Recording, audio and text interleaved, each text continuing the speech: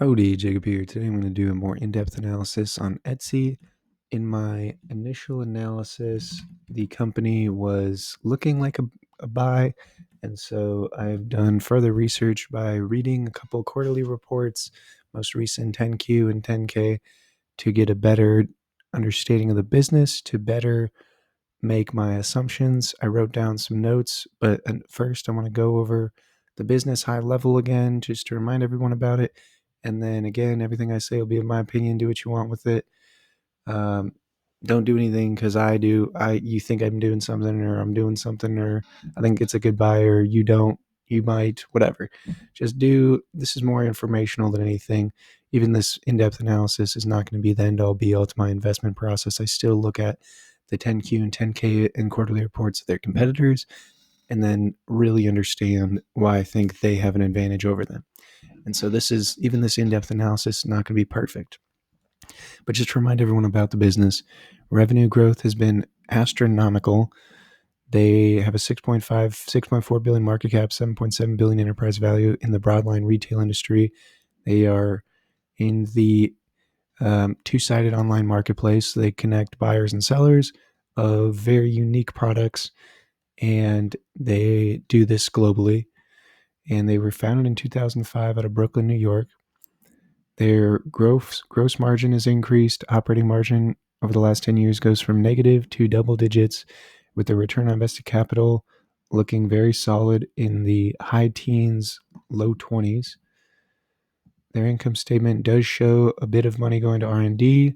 You're looking at roughly 15% of revenue is being expensed as research and development. That's taking money away from today to hopefully make more in the future by being more efficient, finding new forms of growth opportunities.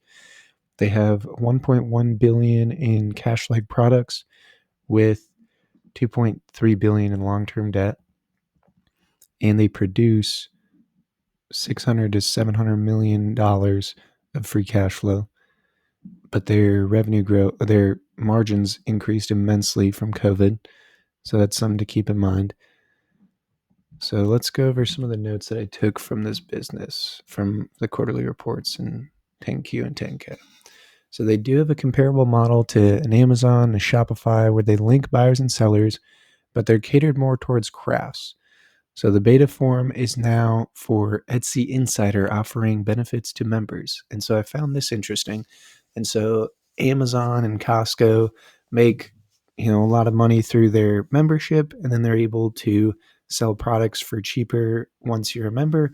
And so now there's a beta form out there that's currently being tested to certain heavy Etsy users, to where they're offering extra benefits beyond the basic site to its members. And so I think that's another interesting form of increasing their margins for sure, because if they keep everything the same as is, but just get membership fees from certain individuals, it doesn't really cost anything to have the members the membership fee, and so that's going to hit the bottom line pretty heavily.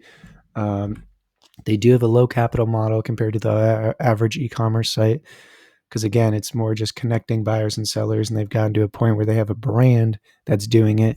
A lot of other companies are going to have uh, a lot of inventory and moving, shipping everything, whereas here it's just more of a connecting model, and the sellers go and buyers go for the name of the business.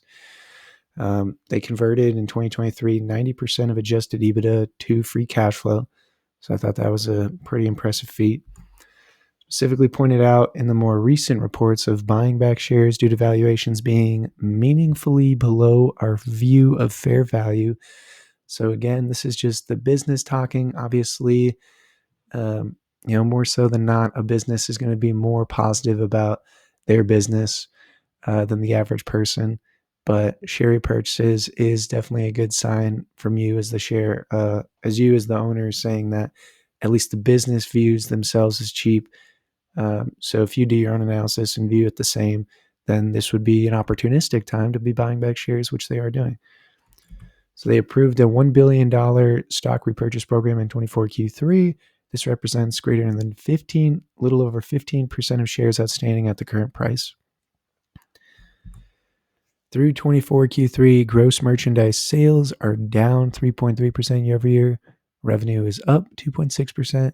The active sellers are down 3.2%. Active buyers down 0.7%. So clearly that's a negative note. That's saying that, this is almost like same store sales equivalent of a brick and mortar retail store where year over year they are looking at some declines, although revenue's gone up due to inflation, things costing more, them posting higher margins for certain products. But on a same to same basis, it is down, which is a negative, but that could just mean that it's a tougher time out there than we think. So some quick facts: their top 6 retail categories for 2023 were homewares and home furnishings, jewelry and personal accessories, apparel, craft supplies, paper and party supplies, and toys and games, representing roughly 87% of their gross merchandise sales, were generated outside of the US. 68% of those sales came from purchases made on a mobile device. So just interesting facts about them.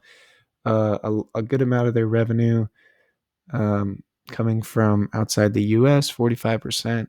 And we'll see shortly that that's the part of the business that's growing a lot. So 3 main focuses of capital allocation: core reinvestments for organic growth, strategic acquisitions that complement current market price or fit the growth strategy, and share repurchases to offset stock-based compensation.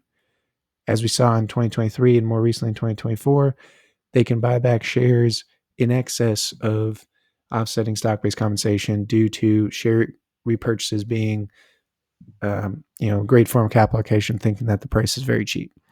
And so even if their price is expensive, their goal is to offset stock-based compensation, but that still will leave a good amount of money to reinvest, make acquisitions to grow the business, hopefully make it more efficient. Source of revenue: roughly 73% of revenue in 2023 from the marketplace, transaction, offset, advertising, payment processing, listing, and the remaining 27% roughly from e-services, on-site advertising, shipping, labels, and other. Capital allocation is based on the last 3 years of full years of 21 to 23 from their most recent 10K, and it is 85% acquisitions, 65% share repurchases, 4% investments, and 48% debt issuance. So you can see how that adds up to way over 100%. That's because they issued 48% of capital allocation to debt. So they basically had 148% of capital allocation to use, and they used it on 85% acquisition, 65% share purchases, and 4% reinvestments.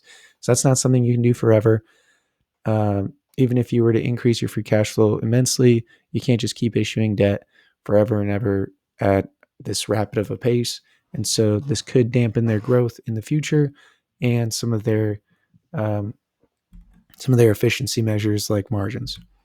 So from a debt perspective, they have convertible notes due $650 million in 2026, $650 million in 2027, and $1 billion in 2028.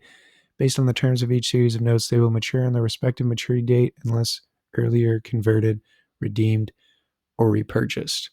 So this could cause some, although convertible notes have lower interest rates, they do have the ability to be turned into shares, which could cause quite a bit of share dilution.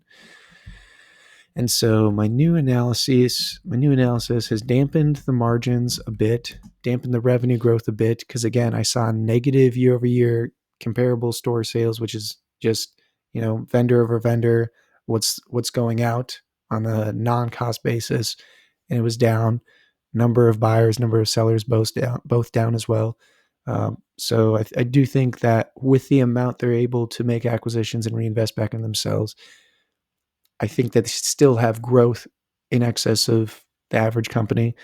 But again, I think that's going to dampen their net income margin, free cash flow margin. Being in the commerce business, I think that they have a name. Etsy's a big name, but I do think competition is absolutely there. That was supposed to be 16, 18%. And so the 2% share change again, because margins were going down, they have less capital being allocated to that. And then I don't think they deserve as big of a premium because, again, there's a lot of commerce companies out there, a lot of competition. So now we're saying it needs to fall 31% before you get the return we look for here. I do think it's a great company, in all honesty, but just not quite at my price yet. Hope you Enjoy the video and have a great day.